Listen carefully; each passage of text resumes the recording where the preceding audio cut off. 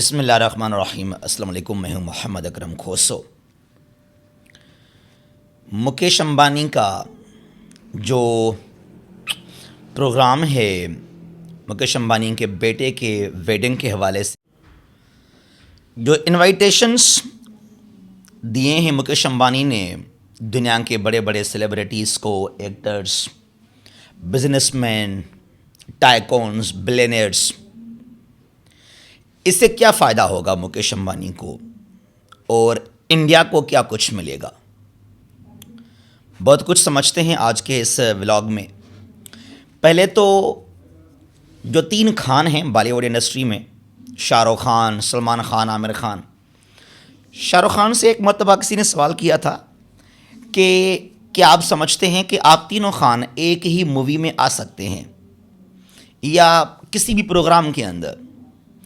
तो शाहरुख खान ने कहा था ये मुमकिन नहीं है, इम्पॉसिबल है। ये इतना पैसा किसके पास है कि हम तीनों खानों को जो हैं वो एक साथ साथ बुला ले प्रोग्राम में या किसी फिल्म में। लेकिन वो काम मुकेश अंबानी ने किया। मुकेश अंबानी के 3 जो हैं बच्चे हैं, 2 बेटे और 1 बेटी, 2 ट्वेन हैं, आकाश अंबानी और ईशा अंबानी, और उनके बाद जो हैं अनंत अंबानी है। 2018 और 19 में जो हैं बड़े बेटे आकाश अंबानी और जो इसकी बेटी है ईशा अंबानी, उनकी शादी हो गई थी और इस मरतबा जो हैं 24 में शादी है अनंत अंबानी की। रिलायंस इंडस्ट्री सुना होगा आपने। धीरू भाई अंबानी जो कि बाप था मुकेश अंबानी का, 2002 में गालिबन उसका डेथ हो गया। तो उसके बाद अनिल अंबानी इसका जो भाई है, कुछ उसको मिला प्रॉपर्टी, वो तो बिल्कुल डिफ़ॉल्ट हो गया, बैंकरप्ट हो गया। और मुकेश अंबानी आपके सामने है। जो नेट वर्थ है मुकेश अंबानी का आजकल कोई $115 बिलियन और दुनिया का 10th और एशिया का रिचेस्ट मैन कहा जाता है मुकेश अंबानी को। मुंबई में इसका रहायश है अंटीलिया, जो कि 2009 और 10 में बनकर तैयार हो गया। दुनिया का मोस्ट एक्सपेंसिव जो है वो जगह है, हाउस है। और उसके बाद मेरे ख्याल में है बकिंगम पैलेस लंदन में। बहुत सारे सेलिब्रिटीज़ आए, बहुत सारे बिजनेसमैन, बिलियनियर्स, टाइकॉन्स, एक्टर्स। जामनगर जो गुजरात में सिटी है इंडिया का, वहाँ ये प्रोग्राम है, pre wedding ceremony. Mark Zuckerberg, Bill Gates और रेहाना, बड़े बड़े और भी नाम हैं जो मीडिया के सामने शायद वो नहीं आ सके। अब लोग कहते थे कि मुकेश अंबानी तो बड़ा एक बिलियनियर ही है, लेकिन मार्क जुकरबर्ग कम नहीं है, और बिल गेट्स माजी में दुनिया के रिचेस्ट पर्सन रह चुके हैं। वो कैसे आ गए इंडिया में मुकेश अंबानी के दावत पर, उसके बेटे की शादी पर? यह क्या बात हुई? एक्चुअली बात यह है कि मार्क जुकरबर्ग को या बिल गेट्स को इन्वेस्टमेंट करने के लिए इंडिया में एक मार्केट चाहिए। और इसमें कोई शक नहीं कि इंडिया एक दुनिया का इमर्जिंग, फास्टेस्ट इमर्जिंग मार्केट है। India with 1.5 billion population, India की इंडस्ट्री, इंडिया के मार्केट्स, इंडिया की इकोनॉमिक डेवलपमेंट। तो इसके लिए भाई जो बाहर से, चाहे वो अमेरिका से, यूरोपियन कंट्रीज से जो बिजनेसमैन हैं, उनको जो है मार्केट चाहिए, जो उनके प्रोडक्ट्स हैं उनको सेल करने के लिए। तो ये उनका ऑब्जेक्ट है। उसके अलावा जो रेहाना सिंगर आई है, वो खुद ही बड़ी एक अमीर सिंगर है, खातून है। वो क्यों आई इंडिया?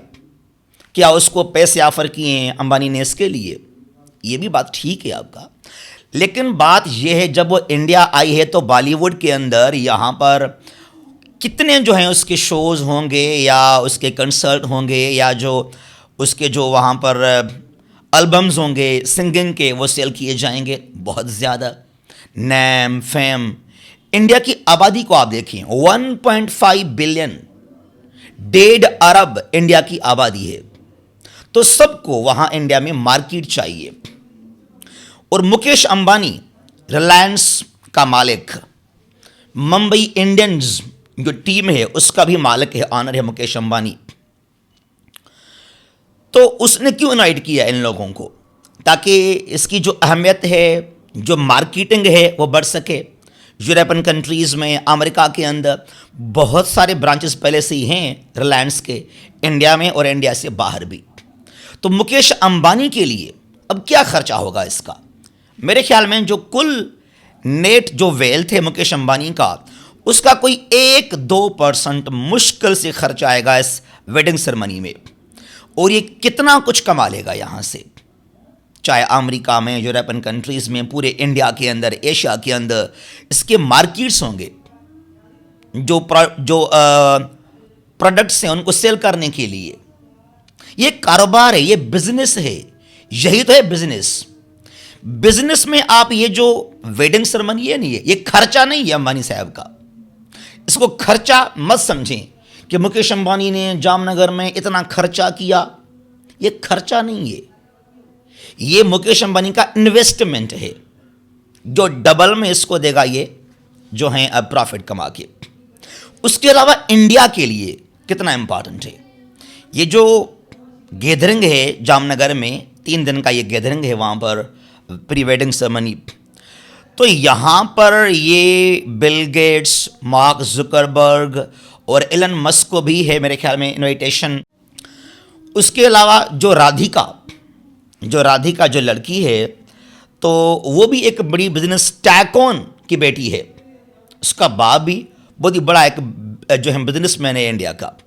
तो इंडिया के अंदर जो अपॉर्चुनिटीज़ होंगे एम्प्लॉयमेंट के हवाले से, मार्केट के हवाले से, ये यूं समझ लें कि इंडिया के लिए पूरे दुनिया से बड़े बड़े सेलिब्रिटीज़, बिजनेसमैन, बिलियनर्स इंडिया में आए हैं to invest in India, India के अंदर इन्वेस्ट करने के लिए।